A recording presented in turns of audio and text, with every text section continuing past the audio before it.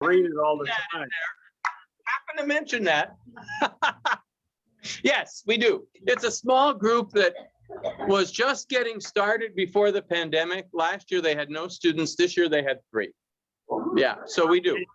The reason I asked is a picture popped up on my YouTube for some reason or other, and I saw that it was University Presbyterian Church. I thought, I wonder if they met up with us. Okay, that's cool. Let them under our Sun Devil canopies. Okay. Yes, on the beach.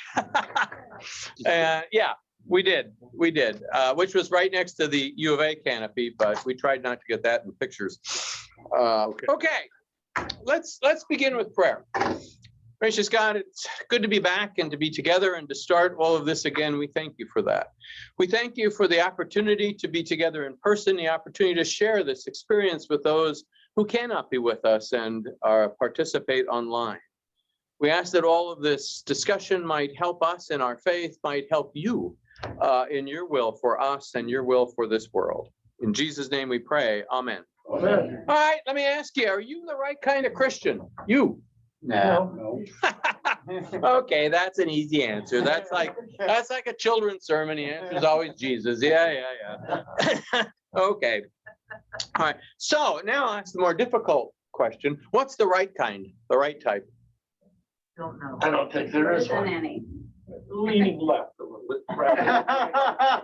Rather than right. You know, actually, I would argue that Jesus is left and right.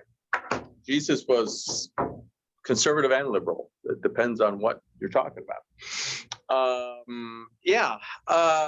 What's the right type? You know, I was thinking of an example, a metaphor. My dad had as a good friend a fellow by the name of Ward Kimball. Ward Kimball was one of the original animators with Walt Disney. They started off together. They called themselves the Gang of 8, 9, whatever number it was. And Ward, one time we were at his house in San Gabriel there, California, and he was talking about how they would do things, at least in the early days. They would have a script, let's say Dumbo. And the animators were to read that script, now go back and draw what you think these characters should look like. And then they would come back together sometime later and look at these and decide whose character they were going, which drawing they were going to accept. And sometimes they would maybe accept it, but still tweak it a little bit. And the only ones I remember that Ward did that I can remember was Dumbo, Jiminy Cricket, and the cats in Lady and the Tramp. Yeah, Lady and the Tramp. The only time I ever held an Oscar was in his house. He got that for Jungle Book, and I don't know what he did in Jungle Book, but it was heavy. That's what I remember as a kid. But anyhow, that's how they did that. In fact, Ward is also the guy when Mickey Mouse changed appearance. He was the guy who tweaked Mickey Mouse. Now, again, did they all make a presentation? Or I don't know. But he was an interesting guy. But I think that's kind of the way sometimes Christians and even people outside the church look at the Bible, the script, if you will, of the Bible, and Jesus sometimes. We all have our own, and that was the thing Ward said. You would be amazed how different all these artists would draw these characters because they all saw or heard something vastly different in that character. And I think that's not much different than sometimes the way we read and hear the Bible.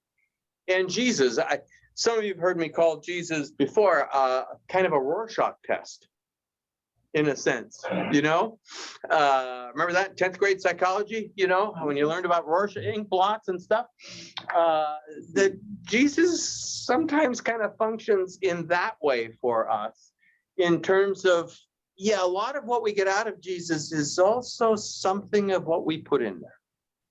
Something of what we put in there. Likewise with the Bible. So there's even some, if you tell a parable of Jesus to a tribal village in Africa, you're going to get a whole different understanding than if you tell it to a group living in a high-rise in Manhattan. You're going to get a whole different understanding. Now, that's not necessarily a negative. In fact, I think I'm going to say some things like that about parables today. We have a parable. That's not necessarily a negative. Because if we took the one from tribal Africa and put it in it, they wouldn't get it. It's like, do y'all know who Garrison Keillor is? Yeah. Yeah. People from the Midwest think he's a riot. I don't understand him sometimes. Now, if he did something about some Pennsylvania Dutch guy in Pennsylvania, I'd get that. I would get, there's all kind of jokes about the Pennsylvania Dutch in Pennsylvania and similar kinds of stories that Garrison Keillor has about these Norwegians and Scandinavians and, you know, Pastor, what the heck's his name? Inkfest. Inkfest, yeah, that he always has in Minnesota, and they're out in their pontoon boats and, you know, all that kind of stuff. But I do find him funny, but there are some things I don't get. By the way, Garrison Keillor has a brother who's a church historian scholar. I've read some of his stuff. He's an evangelical guy, but he is a scholar and does some of that. Yeah, if it was your job, okay, you've read the Bible now. You've read, you know about Jesus. Now, here's your job. You're to create the first Christian. What would he or she be like? You know, I imagine before the first Barbie doll came out, there are a bunch of people that said, what should this doll look like? What would yours look like? Can I be frank? Yeah, Ruth Wooten. okay. There's just something about her that, in terms of her conviction and her lifelong faith. Okay, so you've got some actual folks there, yeah. Someone who's very patriarchal. When you read the letters of Paul and what he talks about, women are to be submissive, and that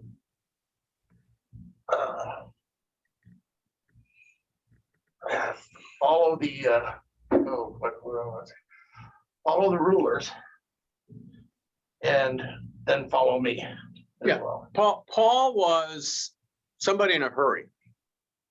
Most everything he said was colored by Jesus is coming back any minute. Don't mess with the social order. We don't have time. Don't even get married. Okay, if it's a distraction, get married. You know, Paul was very much in that. In fact, there isn't a unique ethic in Paul. Paul has the Roman ethics of the day, the Roman middle class ethics. The difference between Paul and middle class Romans was Paul expected Christians to follow them, not just say, oh, this is what we think, and then do something else. That was the difference in Paul. Paul is also the guy who said there's neither Greek nor Jew, nor male, nor female. And we also know Paul took a lot of women with him as leaders in the church.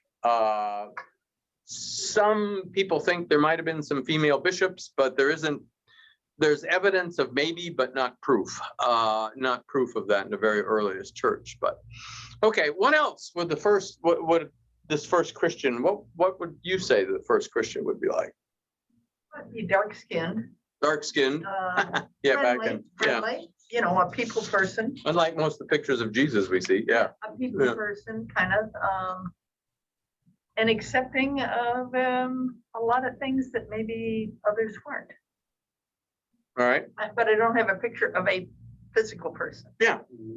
And also challenging. Yeah, because they're challenging the order of the Yeah. day. Potentially, I think at least very knowledgeable of, if not follower of the Jewish faith.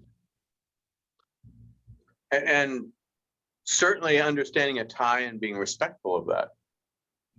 Yeah, you see a lot of Christians today who talk about, even in terms of restoring Israel, et cetera, it's more about Jesus and Christianity and nothing, the Jewish folks in Israel being used, in essence, by what they're trying to say.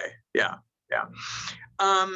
You know, job descriptions tell us what the right type of employee for a particular job should be, from a CEO to somebody who scrubs the floors and empties the trash. Where's the Christian job description? Well, I may have more to say about job descriptions later, but where's the Christian job description? I think that it should be in all of those descriptions. it should be a part of all of those descriptions. And it would be in part in, I think the word service would be part of that, in service or in support. And so that's kind of where I'm going with it. Not, not that you have to do something for someone, but that you are helping, you are guiding, you are mentoring, you teaching. Doesn't Jesus give you an example of a job description in the Gospels? Yes and no. And I say no because we're not Jesus. And we're not called to be Jesus. We're called to be followers of Jesus, and that's different. We do sometimes, some of you have heard me say this a lot of times, we do sometimes try to out Jesus or out Bible the Bible. We do that sometimes. We do that, all of us, left, right, center, whatever. We do that sometimes. And that's where we need to be put back in our place to say, no. Our job is to follow Jesus, not be Jesus. There's one who can have that suffix OR, Savior. One who saves is literally what that means. That suffix OR means one who. And that's not us. That's not us. We're the ones who follow that one who does what we can't do. We're the ones who follow that one that is what we can't be. There's a certain aspect of Jesus as role model, yes, but on the other hand, no. On the other hand, no. In fact, if I had to say, shape like what I thought would be a Christian person, the kind of person that comes to my mind are those who go to 12-step groups.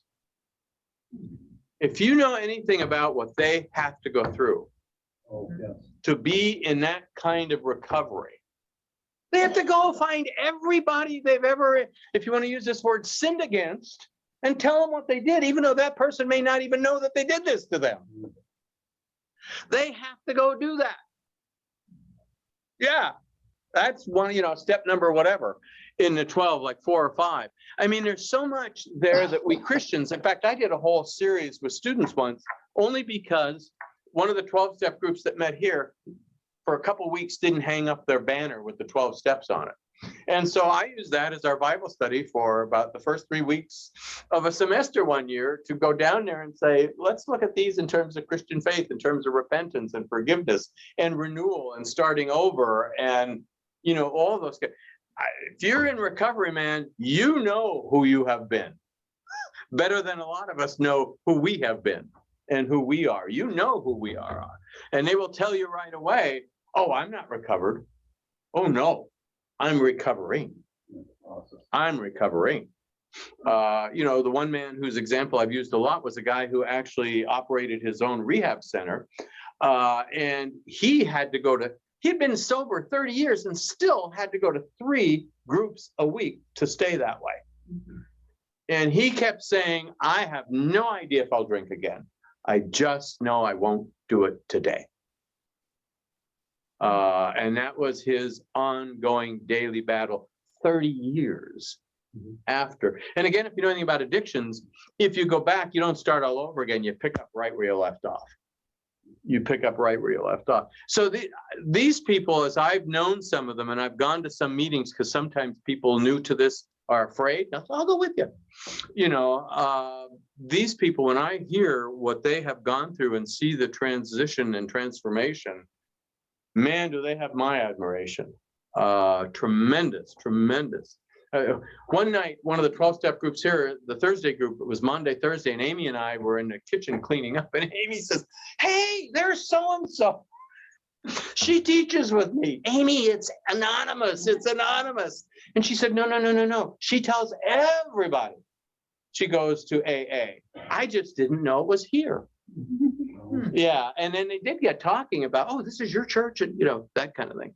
But it's because some of these folks then become evangelists, in a sense, for this. In fact, this guy I mentioned after 30, the way he first went to AA was he worked for NBC. He was their vice president, and he sat in the Rainbow Room bar. Well, he used to go to the Rainbow Room bar, then they threw him out. He went across the street to a bar, and one of his coworkers came and sat with him and gave him a card and said, I've got the same problem as you. Come with me. And that's how it happened. Is that not an image for the church? Yeah. Is that not an image for us? You know, that's the thing I keep saying in terms of inviting people to church. All you say is come and see. Come and see. I get a lot out of this. Come and see. Come and see. Not, you know, conversion, that sort of thing. Anyway, yeah. No doubt you, like me, have been told at one time or another that something you're doing, you're not the right type of person for that.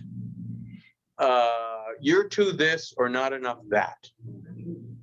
You know, we've all had those places where, you know, sometimes other way, you know, I was going to be a center fielder for the Phillies. Well, my abilities taught me that.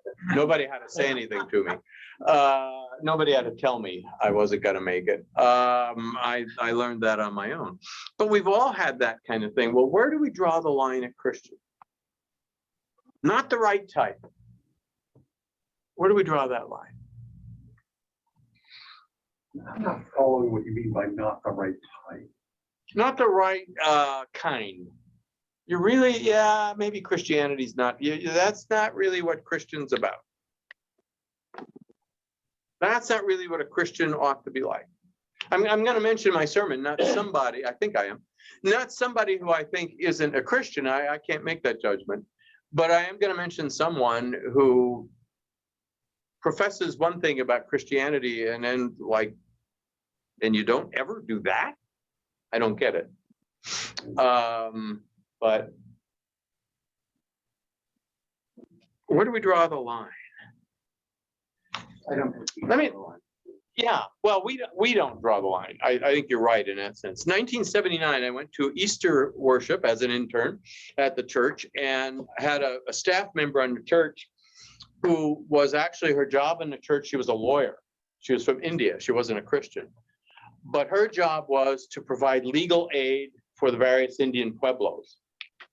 In fact, when one of them had barricaded themselves in and armed themselves and so forth, she was the only person they allowed in at one point to help negotiate this. But she came to us one Holy Week to Mary Beth and I and said, hey, after church on Sunday, would you like to come with me? I'm going to San Ildefonso Pueblo. Sure, that'd be great. Come over to our house for Easter dinner. We'll go down there. And we did. And all these Indians came out of a very Catholic mass and then went into their tribal dances with the antlers and the trees and the, you know, tree branches and all the various things they did as part of. Is that Christian? What would you say about that? Part of their lives. Well, It is to them, it's part of their culture. it's the culture, heritage.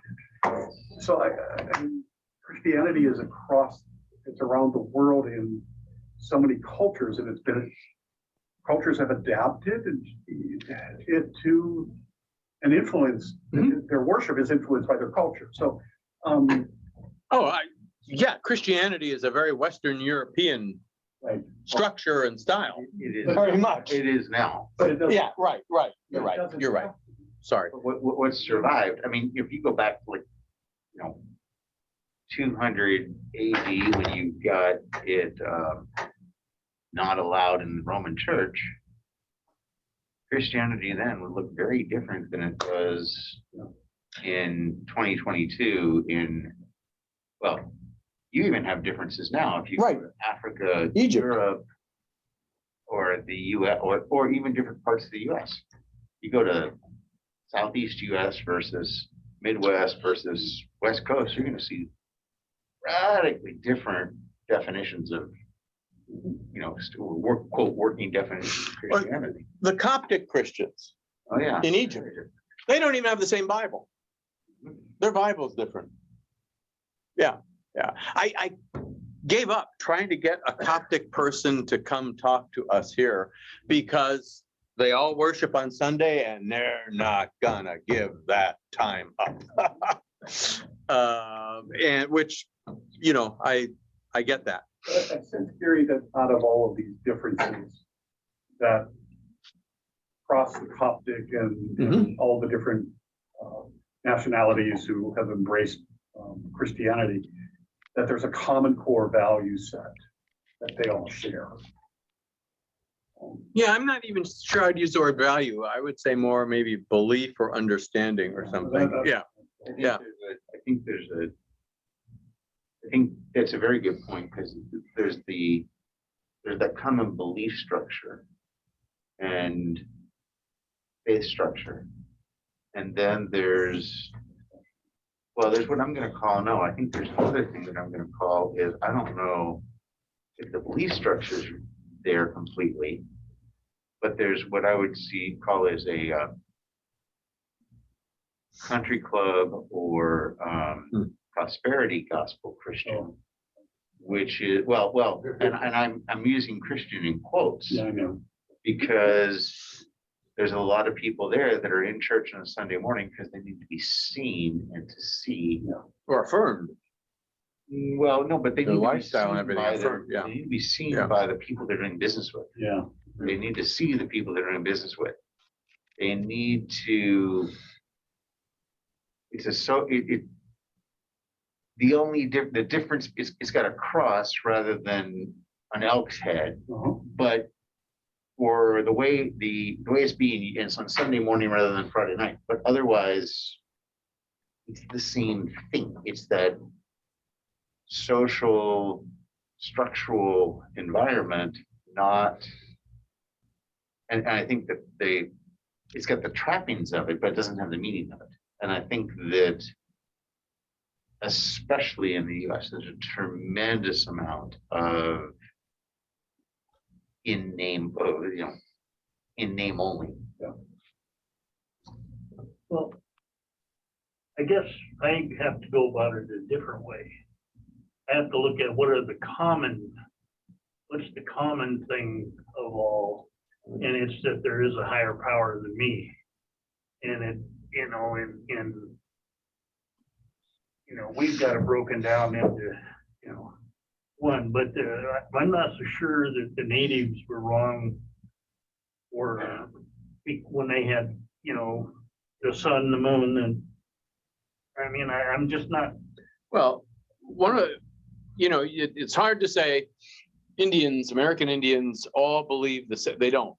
Right. Different tribes, different things. Yet one of the things that most American tribes have is some understanding of balance. That not only are we people important, so are the rocks, so are the trees, so is the water, so is the, that there's a balance. There's a balance in all of this and a respect. And when they kill a buffalo, they're killing a relative. And they sort of understand that. And they thank the buffalo for giving its life to sustain them, that sort of thing. Yeah, I had quite a few Vietnamese in one of my churches. They had over a period of years sponsored almost 80, I think it was 79. The last couple was being sponsored when I got there. And so a lot of them stayed as members. And so I did a few funerals for these Vietnamese over the time. And it was interesting to see with the funerals how they incorporated Vietnamese customs in some of this. In the actual worship service in the sanctuary, no, they didn't add anything. But like, for example, the service, in a sense, with immediate family and me started in the funeral home. And there was a certain time that body was allowed to be lifted off, the casket could be lifted off the bier that it was on. And there was a formula for what that time was that had to do with the time the person was born, the time the person died. And the funeral director literally would stand there with a watch and say, now, and they would lift it. I'm not sure where that came from, but that's what they did. The other thing is when you'd be at the graveside, the open grave would be surrounded. Like the first one I did was a 12-year-old that committed suicide. I had him a confirmation one day. They called me the next thing, he had hung himself in the garage. But anyway, around that gravesite, they had boxes of Domino's Pizza, McDonald's, and all the food that they gave him in life. I also learned another thing. They said, we have to be here till the last bit of earth is tamped on that grave. So that's no problem. What they forgot to tell me was they couldn't be there when the body was lowered down into the grave. They forgot to tell me that. So when I gave the funeral director the sign and they started lowering it, it was like they're leaping over tombstones, they're running, you know, and I'd give anything to see what my face looked like at that time. And the oldest brother, who was always in charge of everything for all of these, put his arm around me and said, "I'm sorry, Pastor, we forgot to tell you, we can't be here for this. Don't worry, they'll come back." And they did, and they did. But there were those kinds of customs. But the other thing was, we'd have a reception at the church after a meal. And then the oldest brother again would come to me and say, "We're going to Denver now. We have to leave." And they would all leave. And I'm pretty sure they were going down for a Buddhist ceremony. I'm pretty sure that's what they were doing.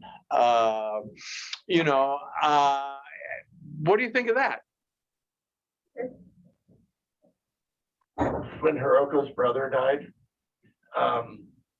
Grace actually sponsored the memorial at the church with a Buddhist. His wife's one of his wife's family is a Buddhist priest back in Southern California. Yeah.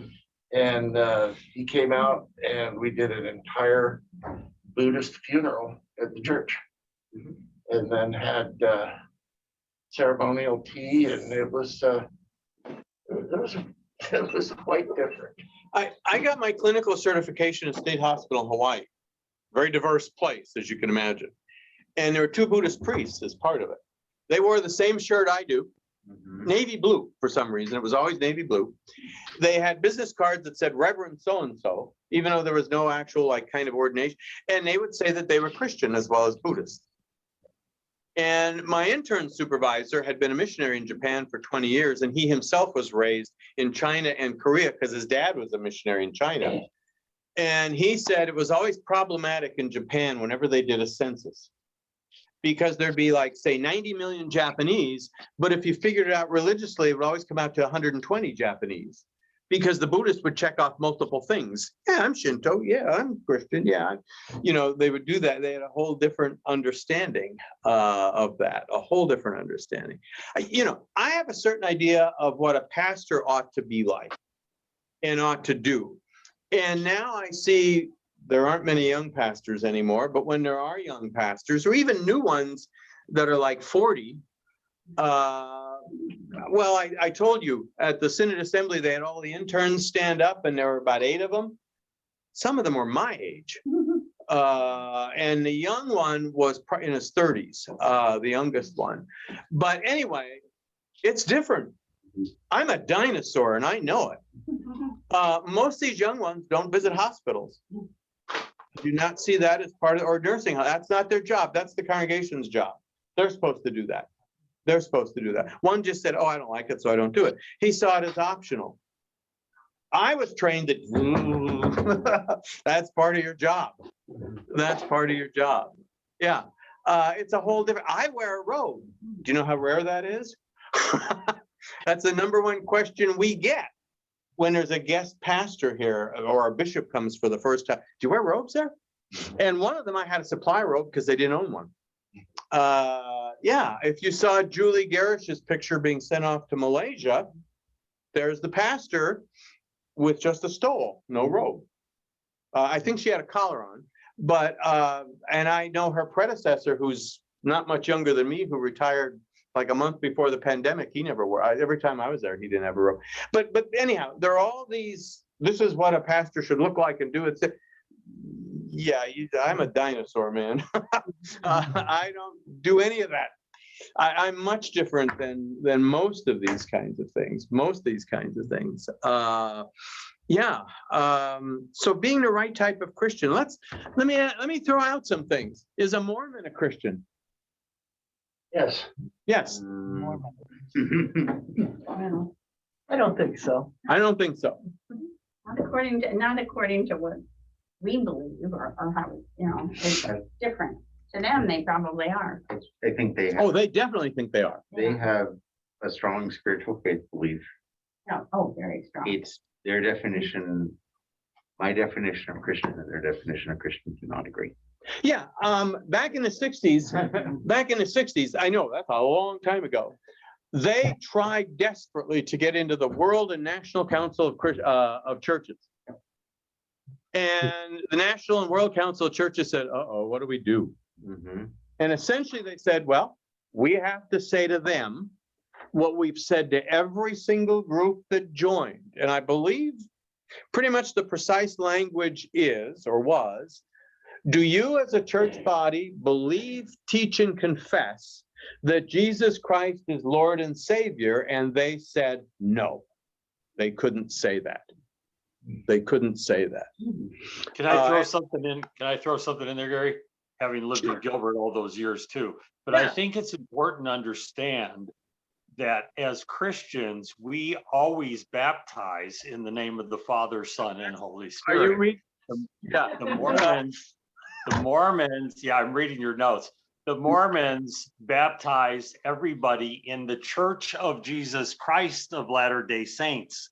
They do not baptize in the Trinity. You are baptized in the Church of Jesus Christ of Latter-day Saints. Right. They do not believe in it. And I get people all the time say, I was baptized Lutheran, Catholic, and I would say, no, you weren't. No, you weren't. There's no such thing as being baptized. You might have been baptized in a Lutheran church, a Methodist church, a Catholic, but you weren't. And all of us accept each other's baptism. I am required, if a Mormon joins, to rebaptize that person because they have not been baptized in the name of the Father and of the Son and of the Holy Spirit. Yeah, exactly what you said. They've been baptized into that specific denomination, if you will. Yep. That specific faith group. Yeah. Yeah. Jeff Reedhead, some of you may remember him when he was a student here. He sang in our choir and so forth. He was the first LDS student we had. Now, like we've got two now. Last year we had three. He didn't become baptized here because he said, I'm not going to be baptized until I graduate and join a church. Now, he sang in our choir and did all these kinds of things. And he was here for 2 years as a community college person. Then he was at U of A campus ministry for 2 years when he went down there to get his bachelor's. Now in Seattle, where he's a nurse, he was baptized Episcopalian, and he chose Episcopalian because he wanted a lifestyle where he didn't need a car. And that's the church he can walk to that he liked. And so he was baptized in an Episcopal church, but not as an Episcopalian, as a Christian. Yeah. And by the way, I'm not about to say, and by the way, saying somebody is a Christian or saying somebody's going to be saved or whatever, that's not necessarily the same thing always. I'm not about to, I can't make that kind of judgment. That's God's judgment, and I'm really glad it is. So using Jeff as an example, when Jeff was baptized in the name of the Father, Son, and Holy Spirit, did he revoke his Mormon baptism? If you look at the baptismal service, the only thing we ask you to revoke is the devil and all his empty promises. So essentially, he was baptized in both. Yeah, we don't ask you to, renounce your former life or anything like that. We just ask, is this where you are now? Is this what you're saying? And for the rest of your life, that sort of thing.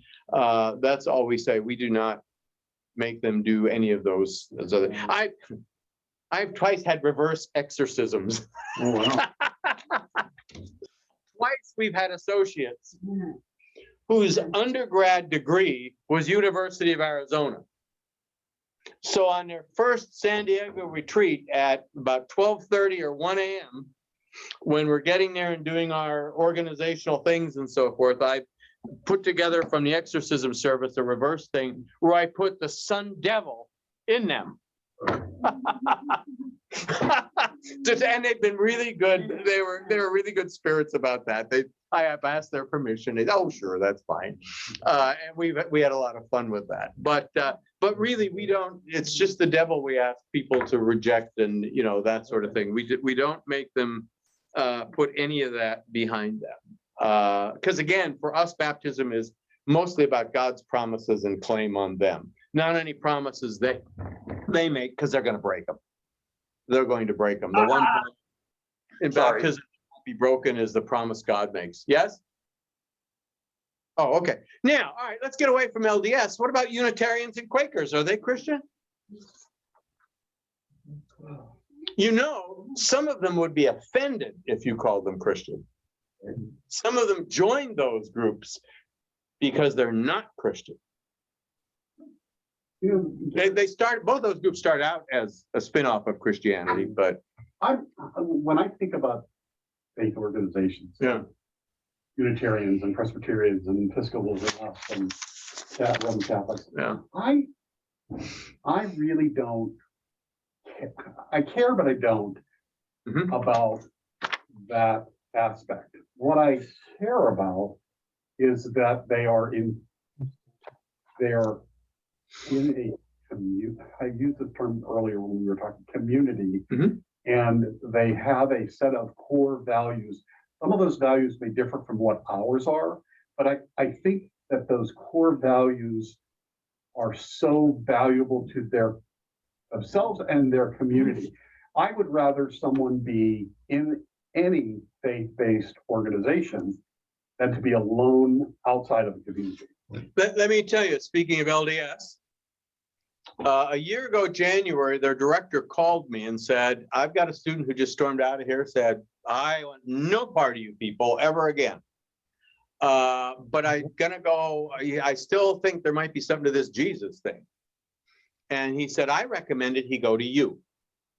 And so anyway, he also told this student that.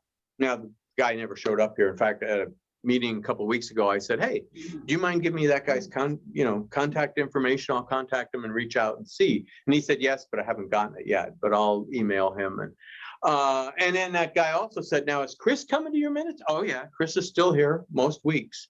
And he said, oh, I'm so glad. And he said, exactly, I just want them to go somewhere. Is what he said. And when they storm out of here, and this guy's predecessor, by the way, when he saw our human rights flag and so forth, said, oh man, I wish we could hang that in our campus center. Because he said, and I quote, we in the LDS church, we are hemorrhaging young people. We are just hemorrhaging them and losing them. And in fact, that guy had me go and speak many times at their campus center about things like doubt, that it's okay. Because he said, we Mormons, if anything, are certain about everything. And he said, that's not where my students are, and they need to see doubts okay and questions are okay. I also dealt with the thing, skeletons in our closet, racism and Mormonism and anti-Semitism and Lutheranism, and talked about, unless we get that stuff out there, we're not gonna get past it. Anyway, when I was in, again, in Los Alamos, my internship church, the Unitarian pastor came to our ministerial alliance in those days. And he said, I have to tell you something. He was kind of chuckling. He said, a bunch of my members approached me and said, can we celebrate Buddha's birthday? And also like Confucius and those kind, can we do that? And he said, I knew exactly where this was coming from. And he said, I said, yes, as long as we also celebrate Jesus' birthday. Oh, they couldn't do that. No. So he said that got dropped because he said, I know what they were trying to do was just kind of slap the faces of Christians. They just wanted to dig into them somehow. So they didn't celebrate anybody's birthday, at least not while he was there. Who knows now, but yeah. And as far as Christian behavior, you and I all say, oh, that's not Christian. That's not, oh, this is Christian. This is Christian. But yet we have to be pretty loose in that, don't we? After all, we do have prison chaplains, don't we? There's a lot of people in prison who did some things we would not say are Christian. And we've always had those folks, as far as I know. We've always had outreach to prisons, at least, as far as I know. We have a member of our church who was a prison chaplain. Yeah, Ron Koplitz. Yeah, for 30 years? I had a long time. I don't know how long. Yeah, long time. Yeah, and I mean, I did prison work 1 year. No, 1 semester, sorry. 1 semester in college. And there's a lot of stories there. And a lot of stuff. Yeah, not exactly what we'd put on that job description for a Christian. But on the other hand, I think we have to be careful. We don't set the bar so low that being a Christian means nothing. So how do we do that? How do we do that? Kind of like there's a little bit of accountability that, you have to challenge and maybe push people. I mean, when they don't act Christian, call them on the carpet, or when they do something exceptionally well, acknowledge it and recognize it. So it's, I don't know if I'm answering the question. I've always thought, after seminary, I've always thought this, I never thought about it before, that you can't be a Christian if you're not part of a church. Now, you can be a believer. You can be a lot of things. But again, the biblical word for church means to be part of something, a gathering. Ecclesia means coming together, assembly. You're part of something.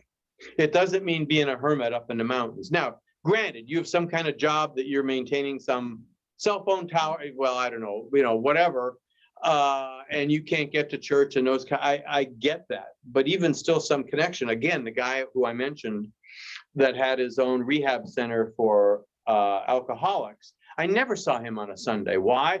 That was his big day, because for one thing, they would take no one at that center if they didn't include at least their spouse, if not their whole family.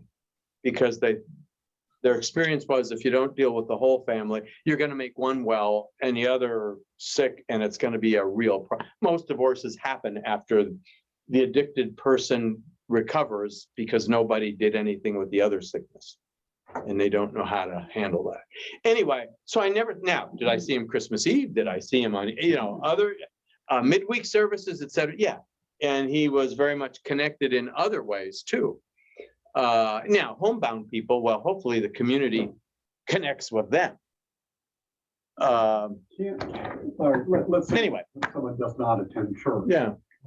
I challenge that, yeah, they can be a Christian, especially if they're living and acting the values of Christianity out in the world in some fashion.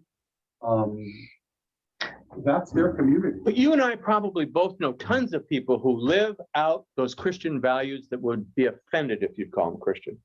True, probably. I mean, I know some pretty dang good atheists, and you probably do too. Yeah, some of them put us to shame sometimes. I gotta admit that. So I don't, again, that would be the Lutheran thing, the works righteousness. Oh, you do the right things, and yeah, none of us do really. But in terms of this understanding of what church is and what church isn't, and those kinds of things, it is being part of, I think you kind of said this, being part of something greater than ourselves.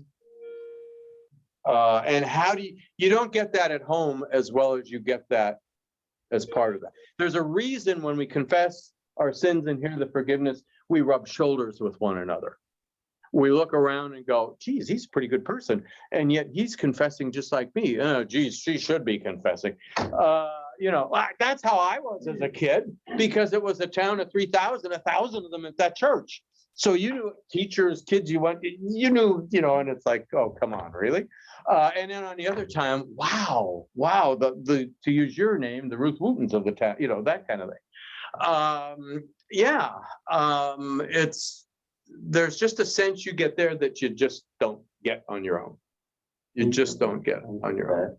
I hear that, and I think that the pandemic has shaken things up a little bit.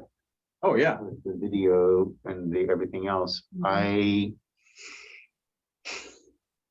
There's parts of it I missed on a Sunday morning when I don't get here and I'm not in person. Right. At this, and it's the video doesn't do everything, but it's a connection, and it's also one of the things that is nice is it's the time shift. It doesn't have to be at a particular time. If you're traveling, if you can't get there, whatever, you can watch it when you're able. That's a huge thing. Yeah. And just, when you're in a town, when you can get to any place in 5 or 10 minutes, great. In Phoenix, it's 30 minutes to anything at least. I know myself personally. I know if there's an evening event, I'm probably not showing up. Sure. If I can go home and click on Zoom, I'll be there. But again, the whole Christian definition usually has to do more with the gathering for worship than it does for the other Yeah, but things that But the spin other off from things- this. Yeah. Well, I hear that. Those other things, though, are, I think the other things tend to build community. The way we worship, and it's a very traditional, very Western, very from the 400s on. It is very passive for the congregation. It is not active, isn't engaged. And that's okay, but that doesn't build a lot of community during the worship service itself. Yeah. Aside from the confession and the communion, and communion has morphed dramatically over 1,500 years from shared meals and things like that to, fortunately we don't, but to the, here's a piece of cardboard and a little bit of grape juice. Fish food and shot glass is what one of my professors called it. There you go. Yeah, with the wafer and the, yeah. But I mean, the community builds, and the Sunday morning has an opportunity to build that. Yeah. But- It does, and I think there's something to the fact that it's inconvenient to worship. Mhm. There's a certain sacrifice. Mhm. There's a certain sacrifice that goes into that in terms of time that I think also says something. Now, traveling, pandemic, ill, homebound, that's a whole different thing. Mhm. And what do I hear from the ill and the homebound and the traveling a lot of times is, it's so nice when I can be there. Mhm. But when I can't, but again, even when you're doing that, you recognize the people, you know the people, but we've got folks following us that have never been in Arizona, much less in this church. Right. I have a cousin that I yell at all the time. You need to go to your church. You have no business watching us unless you do it in addition to your church. You need to go back to your church. Yeah, he doesn't listen because it's too convenient. And it's kind of nice, yeah, it's better than he does nothing, but I know if he didn't watch us online, he'd be at his church. Good grief, he's been on council, he did youth when he was young. I mean, all kinds of things, in fact, at one time I had to pull out the grandpa card. What would grandpa say? Because one time I was back there doing a family wedding and I looked around, every single person that descended from my grandfather was very active in their church. And I knew where that came from. So I pulled out the grandfather card, but that didn't work. That didn't work. Every family has a renegade. Yeah. My cousin's a really good guy. I mean, he really is, but anyway. Yeah, we had people from Gardens of ASU. It's a club here. I forget what day, Tuesday or Wednesday, and they walked around our property because they're getting kicked out of ASU because where they have their garden is where the social studies building is, which is about to come down. And I'm not sure what's going to go up there, but no garden. And so I had run into them at Passport and said, come check us out. Because we're looking for something to do sustainable with our property. Because, there's a huge branch out there right now, if you saw, that I had to climb up and rip down because I was just afraid somebody walking their dog or playing catch with a Frisbee the wrong kind of wind would fall on them. And I chopped a bunch of it up and our lawn guy's going to take care of the rest of it today. But it's just constant. You don't see the stuff that happens every week that we drag out, that Dylan and I or Amy and I or whatever drag out onto the alley. But anyway, so we're looking for something like that. And they really settled on Peace Park thinking, wow, this would be awesome. And now they're going back to their group it was just the two leaders to brainstorm. But the woman, I could tell she was tiptoeing around saying different things about church and Christian. And then she came into the campus center, saw our flags and said, oh, okay. She said, with Christians, I have to be so careful what I say because you just never know where they are on things. And I said, I'm not gonna, she said, I hope you're not offended by it. Offended, I agree. And I said, most times a council of religious advisors, the person I'm agreeing with is the rabbi. You know, the Reform rabbi, not the Chabad rabbi. Yeah, that's the one I tend to agree with the most, I think. But anyway, and back to job experiences. My experience with those things is you've got those things and you've never hired anybody that follows them exactly as it's spelled out. And you'd be a fool to try to enforce that. You know, you discover exactly what their gifts are, what part of that they're really good at, and you just feed that part. And you figure out the other stuff some other way. You know, and you just do that. What if we did that with the Christian job description? What are the strengths there of that person in terms of a Christian?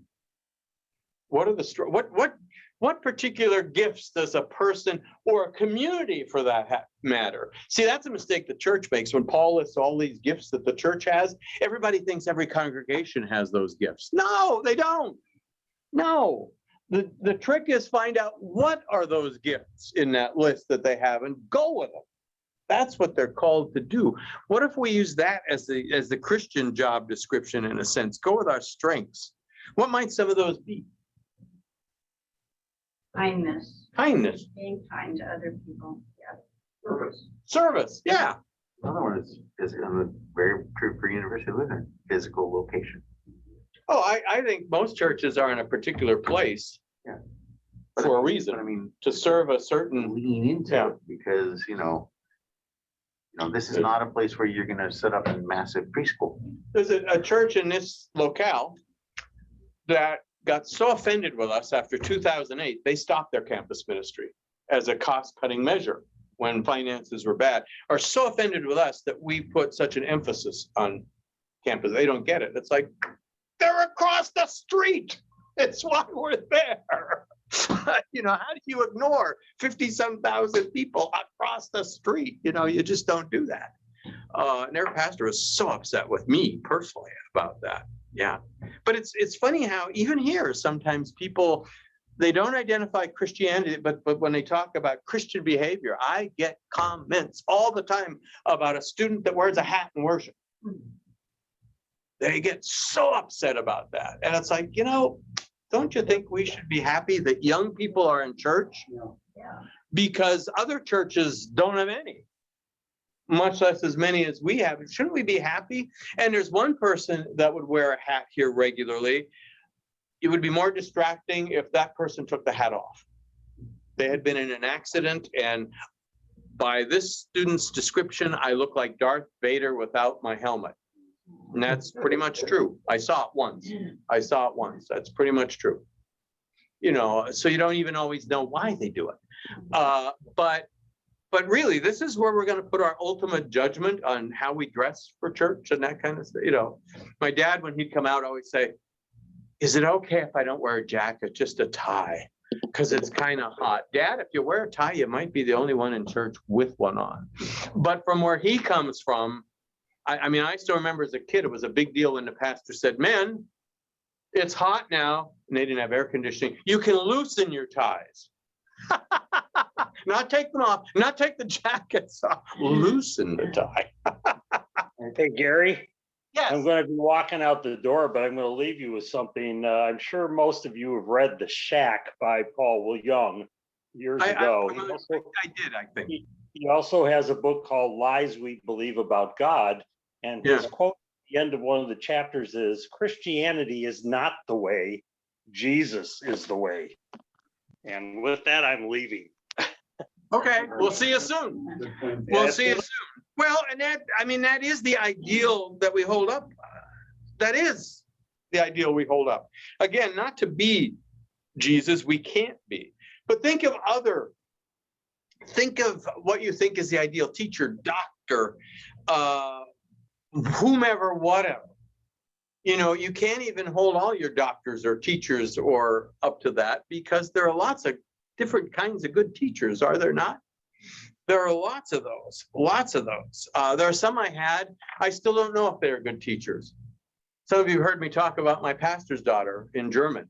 I thought the word I would have used as a 9th and 10th grader was witch. I thought she was awful. awful, mean, nasty, terrible. I placed out a first-year college German when I took the placement test. All those who went 4 years placed out a college German. And I struggled sometimes to get a B. You know, so was she a good teacher or not? I still don't know. Because there are all these other feelings and thoughts that we all had What was the topic? about her. Well, yeah, to teach us, Yeah. to teach us. I Yeah. think- Now looking back at it as an adult, I also understand she had problems. Years ago, she committed suicide. And so I know there was something going on there, which, you know, ninth grade, you don't know that. You don't see that kind of thing. But yeah, When you talk about what is a good Christian, yeah. that's kind of a, you know, I see everybody in this room. But I don't know everybody in this room. I know a portion of you, a small piece. Yeah. And in the case of, in church and stuff, we know small pieces of people, and we may judge one way or the other, may not be anything total individual. Yeah. And some of that has to do with the fact of when some of you folks joined, not terribly long before the pandemic, so all of our social stuff was, it's gone. We're just now bringing coffee hour back, you know, and there are some other things we need to bring back at some point too. But you're also right. I mean, it doesn't matter the size of the church. Carlsbad church I served was a little bigger than this. We had about 100 on a Sunday and about 240 members it had gotten up to. But there were people in that church I'm the only person knew, because that's pretty much how they wanted it. You know, some of them told me, I was president of my huge congregation in Michigan or, you know, Minnesota, whatever, and I did this. I'm retired from that. I just want to worship. And so in they'd come and out they'd go.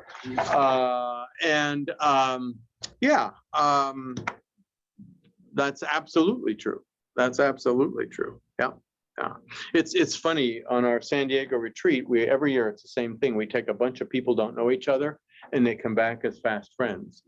One of our students, her mother and I were texting back and forth. She had called me before, said, uh-oh, I'm afraid while you're in San Diego, the dog's gonna have to be put down. And she said, this is going to be traumatic. Sure enough, she texted me Saturday and said, the dog died. We didn't have to put it down. How do you want to handle this? So a little later, I called her and said, okay, they're all out in kayaks in the ocean. We can talk. And we decided how to do it here. And so in the van, I wasn't driving, in the van on the way back, I'm texting people sitting in the seats behind me saying, sorry about being so mysterious, but here's what I need from you. You guys have become real tight with so-and-so. I need you to stick. I didn't mention so-and-so. You guys have become kind of tight. I need you to stick around if you can after we get there. You just have to trust me on this. Has nothing to do with campus ministry, has nothing to do with you. They did it. We got here. I called them into the library and texted mom and said, call now. And she did. And the student said, oh, mom's call. Take it. And she said, that's when I knew something was up. She said, when you said, take that call. Anyhow, the support she got was incredible. In fact, they said, okay, come over to my place tonight and we'll have this, whatever, and I'll have dinner. And, you know, I got cats you can pet, whatever. The next night they lit a fire in the fire pit and added another student to it. And we're out there all night. And, you know, that kind of stuff that happens because you have specific events to get to know each other. Community. Yeah. Relief. Yeah, exactly. Well, yeah, two of the other students were crying as they're supporting because one has an old dog and the other one had to do this about 6 months ago. Yeah. Yep. Yeah. They'll do it for each other now. The other one has. Oh, yeah, there. Great, they'll read. Yep. Yep. There's a real bonding there that, yep. Anyway, and so we need to do, well, we don't need to go to San Diego, but if you want to, hey, I'm game. You probably don't want to sleep on a church floor though. Anyway, yeah, again, the simple thing to say is it's Jesus, whether it's Coptic, whether it's whoever it is, Jesus is that center of that faith. It's the lens into God, if you will, that we have. Now, how we see that might be in a variety of ways, and sometimes that's not a bad thing, because we live in a variety of cultures and places and needs, etc. So that's not necessarily a bad thing. But okay, thank you. It's time, and I gotta go. Thanks. I forget who the forum is next week. I think it's stewardship, I'm not sure. That's right. You're right. Thank you. It's stewardship. Thank you. Because Marcy is the first one. Marcy's gonna come to us from Houston, Texas. Sweet. And then we need Mary and Earl to conduct the forum. Okay, does anybody want to read the scriptures in worship today? Because, I can do it. okay, whatever, okay, because here's another one. I've got some questionable symptoms and don't want to get anybody, yeah. Here's another, Dylan. Okay, all right, Gary, I'm gonna do it. I haven't done it in a while. okay, whatever. You two work it out. Yeah, we did. All right. Okay, take care, Mary and Earl. Yeah, you too. Thank you. Here, you got this? Right, Tom? Yeah, I'll break it down.